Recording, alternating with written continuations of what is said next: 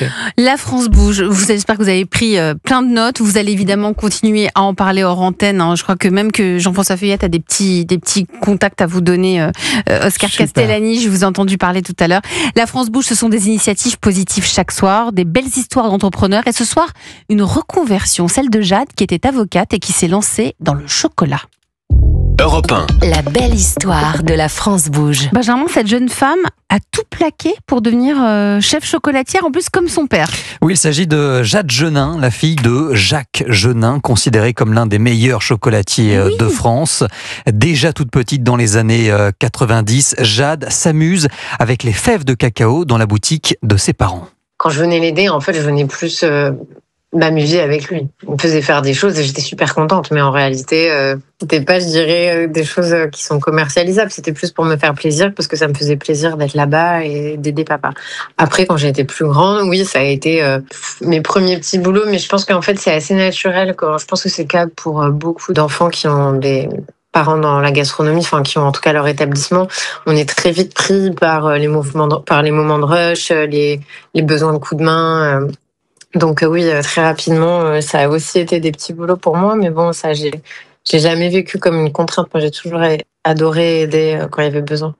En parallèle de cette passion du chocolat, Jade s'entraîne quotidiennement. Durant sa scolarité, elle intègre en fait une section sport-études en patinage artistique, mais elle ne souhaite pas en faire son métier. C'est pourquoi cette brillante élève, comme elle se décrit, s'oriente vers des études de droit.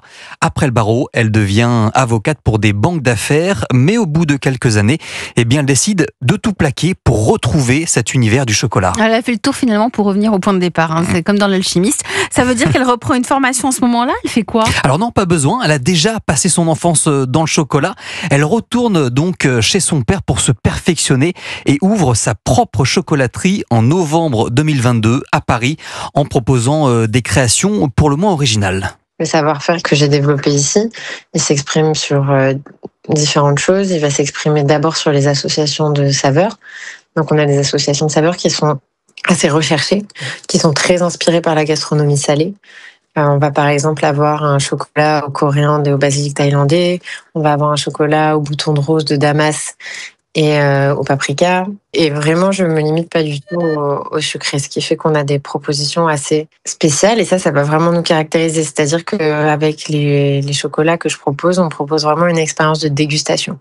Elle conçoit aussi des pâtes à tartiner, l'idéal pour les crêpes pour la Chandeleur ou pour peut-être les bugnes de Jean-François Feuillette.